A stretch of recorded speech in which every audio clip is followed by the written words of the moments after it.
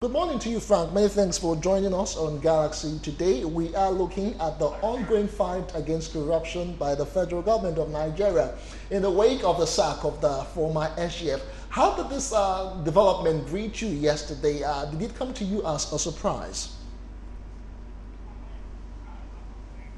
Oh, well, I wouldn't say it came to me as a surprise. I rather would say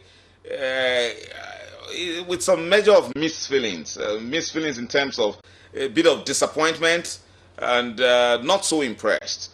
And then because, all of the fervor, all of the action that would have greeted, the revelations that the grass cutting scandal and the humongous amount that was discovered that went to the Koi, all of those themes have died down, and Nigerians have become inured with all of these inactivities, or I would rather say inaction on the part of the president. So whatever the news was yesterday that Babachir Lawal has been removed and replaced with Boss Mustafa, and then with an unceremonious sack of Mr. OK, didn't really quite impress me. And I would say that all of that steam was lost because of the unusual delay on the part of the president. The Social Economic Right Accountability Project, SERAP, in a statement yesterday said, admonished Mr. President Muhammadu Buhari to reassert his anti-corruption posture by calling for a thorough investigation. We are aware that right now investigations are continuing with the Economic and Financial Crimes Commission, but do you really think any of this is going to bring any change or any new vista per se? Sometimes we make this mistake of considering these actions or these breaches or these corrupt practices as rocket science matters, as if they require one kind of formula in order to unravel whatever has gone wrong or whatever has been done as a matter of fact. Let me tell you, look at the number of months that have passed since the Senate uncovered the grass cutting scandal, or since the over 13 billion naira was discovered at the Koi apartment.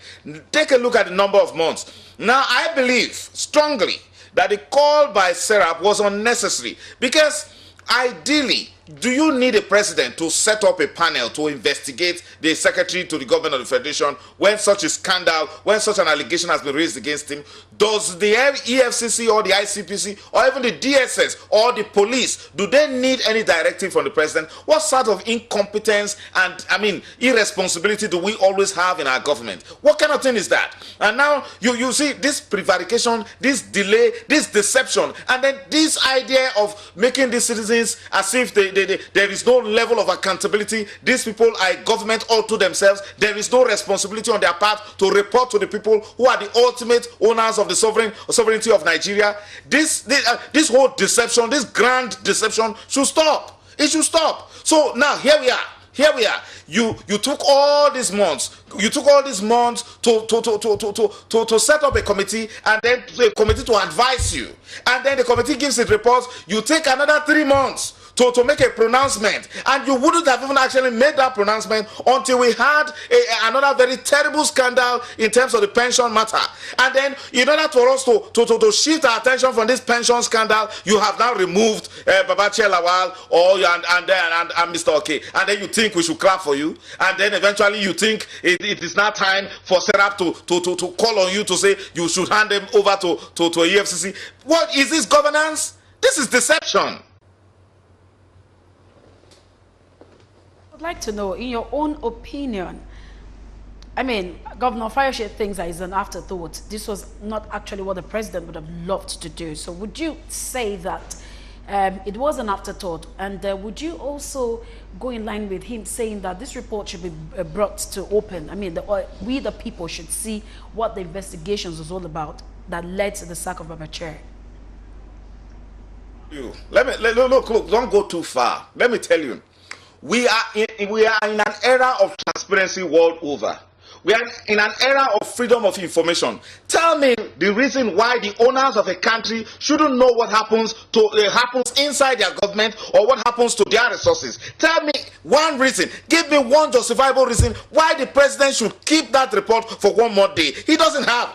there is no moral justification, there is no legal ground upon which the president or whoever has that report should keep that report from the knowledge of the public. This is the reason why we say this whole charade, this whole prevarication, for the citizens to say, look, we can't keep on tolerating this, this irresponsibility on the part of those who govern us, and this unaccountability. Citizens' docility is another way of aiding this irresponsibility we get in government. There is no reason. That report should be made available immediately, unless then there would be, it will be considered a form of collusion on the part of the president with corruption. He needs to do more to show that his hands are actually clean. There is room for suspicion that is actually covering up, that is actually colluding, that is actually complicit in some of these things.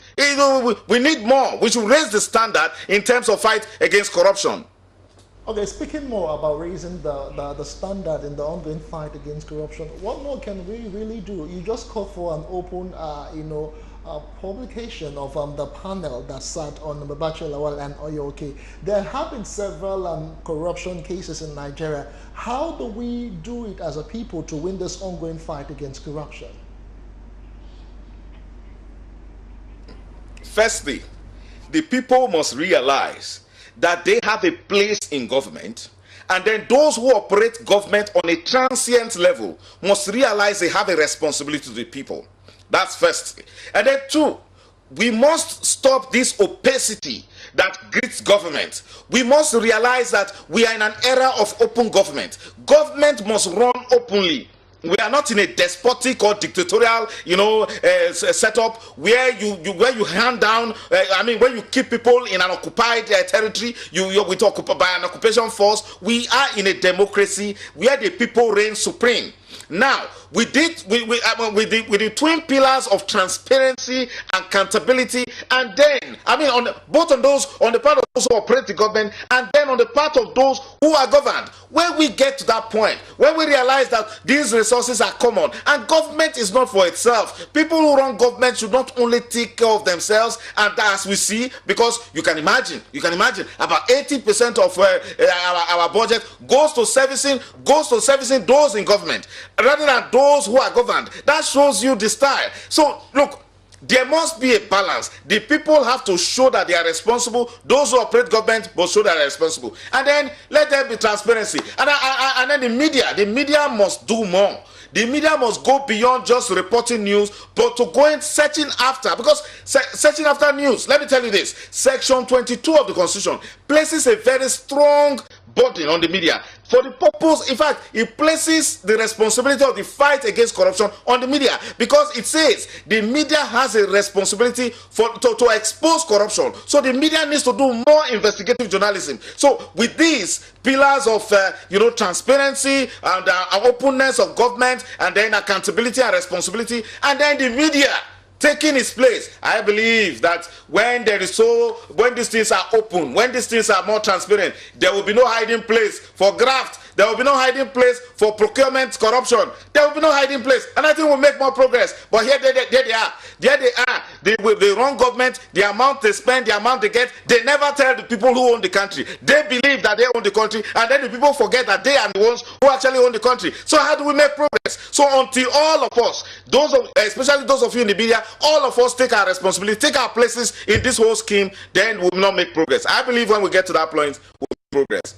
All right, we must say a very big thank you to Frank Tate, Executive Director of Citizens Advocacy for Social and Economic Rights, and Kesa, for joining us on the show all the way from Abuja. And we still have Sola Omolayo with us here in the studios, and of course, we're getting signals from Ibadan. In a few minutes, we'll join our correspondent in Ibadan to hook up and see what they have to say as regards this topic. Now, Sola, very quickly now, you heard what Frank said. He said it's just like an attention, just to divert attention of Nigerians from what is going on at the moment, to douse, I don't know, what do you think really? Is it like direct attempt by the federal government so Nigerians can actually forget about it? They are not thinking Nigerians, they're thinking of themselves, what they think they could do at a time and pleasing one another. Get the signal here. They had a meeting yesterday all the powers that be in APC were in Abuja.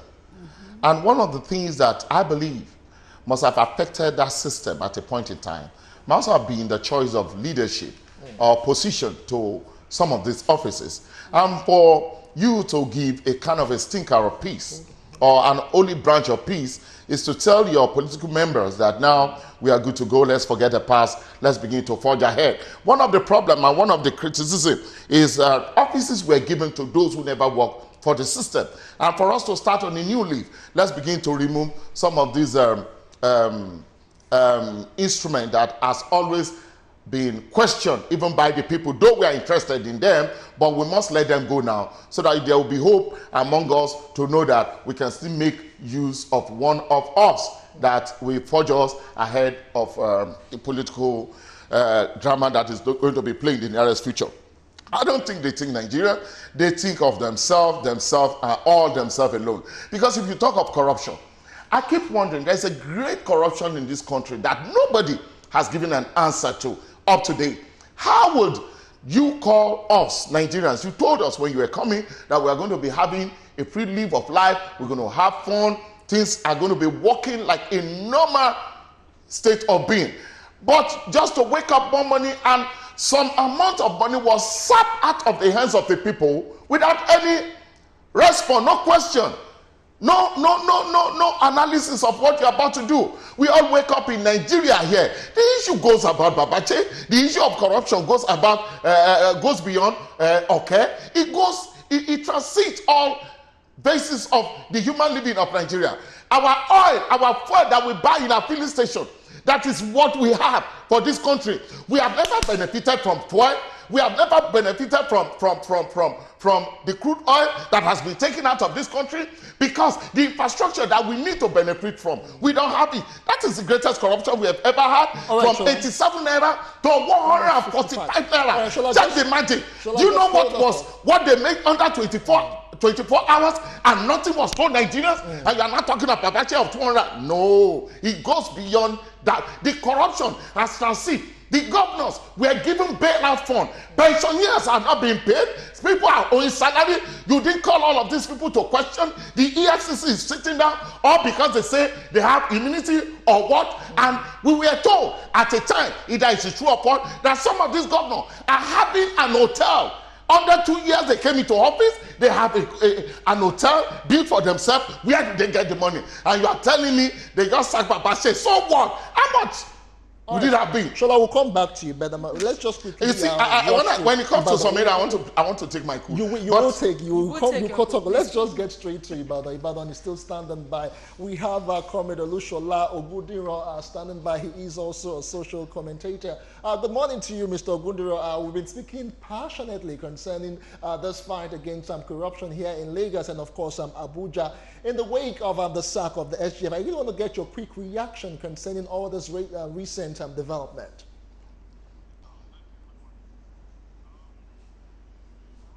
Thank you. Good morning. Corruption, by the way the government is fighting it. Hello. A lot of us, we have a very large hope when the government came into power. But unfortunately, the way things are now being done is giving those of us that are watching a very it seems the government is not forceful enough. The government is not doing enough. If some people had been made scapegoat, real scapegoats, we are very sure that the level of corruption in the country today will have gone down. But what do we have? I was watching this morning. Somebody that had been indicted, somebody that had fled this country for about 3 years on television, on a private television, still boasting that they were removed because of this, because of that. Had it been certain things that had been pinned down on him, he has been incarcerated. He will not have mouth. And what is this telling us? Those that steal cow, they walk around. Those that steal fowl, they are in prison. That is the broad picture of the anti-corruption war that a lot of us are seeing from the government of the day. Okay, sir, that's well said, sir. But looking at you saying something like those that are still cow are left to work freely and those who stole fowl are in the prison, are you saying that sacking Babachir and okay is not enough, is not so much of a punishable act? Are you saying that there should be more to that?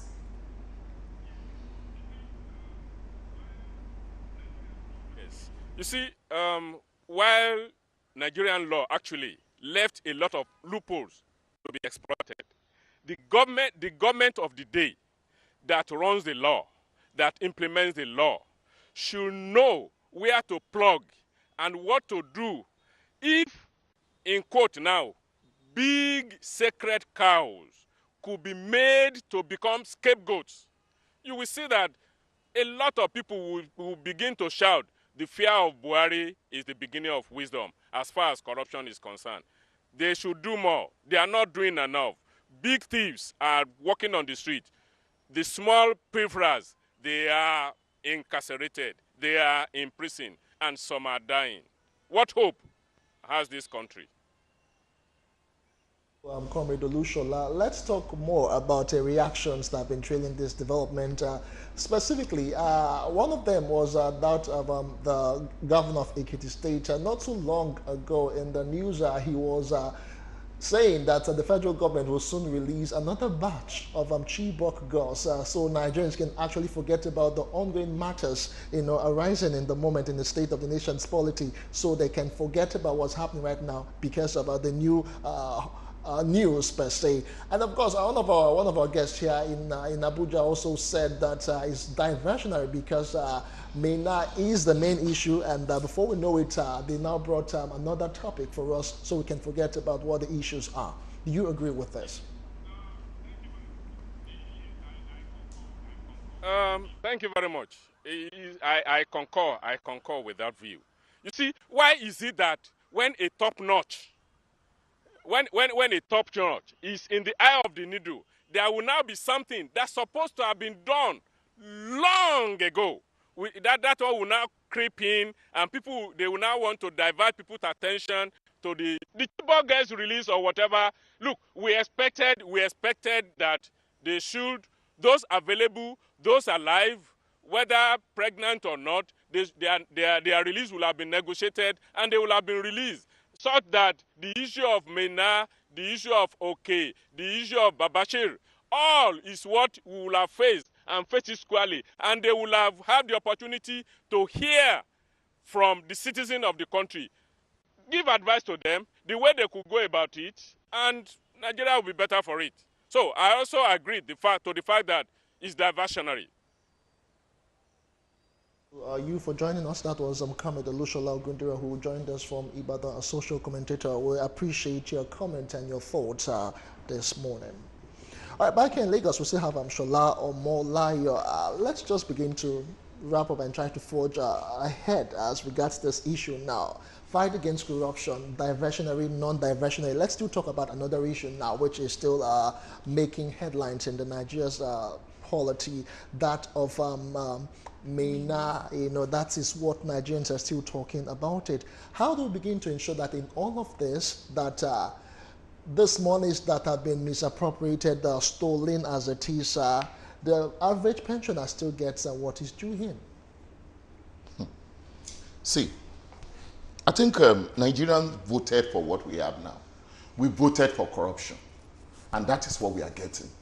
We voted for non-payment of the pensions, guys. That is what we accept.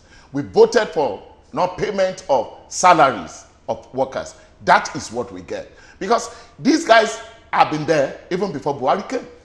It's unfortunate that Buhari has to be the one carrying some of these uniform now. Why? As a sane man that we feel he is or he was contested 3 times. As a clean man, 3 times. Nigeria did not vote for him. He lost.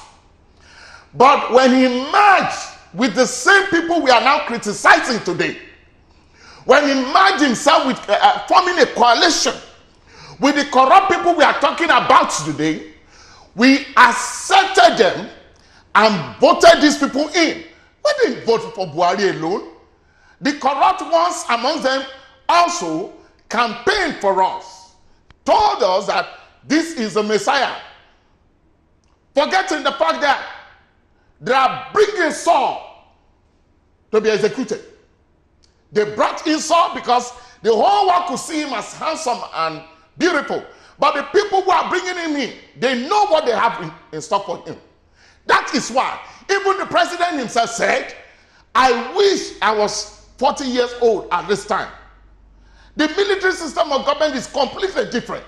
It's only trying to put some of the skill into play. I can assure you, he's not a politician because he fell in the formation of politicking when he came into office by holding us for those period of 6 months before he could appoint or nominate his minister. At that time, the political guru of this country has hijacked the system from him, unknown, and that is what you are seeing today. They understand the system more than the president himself, and unfortunately, his health also hold him bound. We can't really assess him now. We can't give him a score because nobody's above the situation that he finds himself at that time. But for me, my problem is not the person of Buhari. My problem is the people that are all around him. He might felt that the people that could have helped the situation are his own friends, because it is obvious, if I get to office tomorrow, I will not invite you because I'm knowing you for the first time. I will only talk to or deal with people that I've met in the past. It's going to be unfortunate for me to find wrongs doing from those guys because of the trust I place on them. But even at that, the party themselves that brought in the president, Muhammadu Buhari, how are they sincere to themselves? Are they in the same accord where the party chairman and the party leader are not in the same? Forget all these drama cases of we are united, there is no problem. You see it from picture because picture speaks volume. You understand me? Where they sit, there is no communication, there is nothing going on. So we have so many problems to fight. And the only way out is for us to begin to look ahead. If Buhari again is going to be the one that will transform this country as he is saying, the drama must start now. He's going to trust, he must trust the Nigerian people. He cannot trust his political party. He cannot trust the people that brought him in again, because some of them have a vision of also becoming the president of this country. Okay, sir, I'd like to come in here. You said that if we must go forward, we have to do something. As a citizen now, just where you're seated, of course, you have so many ideas that you feel that could run and make us go past where we are now. What would you say should be the role of a citizen? First of all, we should ask questions. What is the position of the local government council, which is next to the people? Charity, they say, begins at home.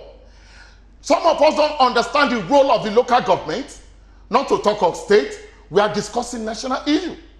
It's so painful that at this stage of ours, when Nigeria used to give France money, France, that has now become one of almost the world power, we are still discussing light and water, for God's sake, where nations are discussing EU, nuclear business discussion, amalgamation of territory. We are still discussing road and water. The citizens should ask for first, either you guys like it or not, let us manage our local government ourselves. So we will start the government from the roots. I must know my chairman. The chairman of that local government must be responsible to the people. The councillor should not become a teen god on the streets. It will transit from the local government to the state.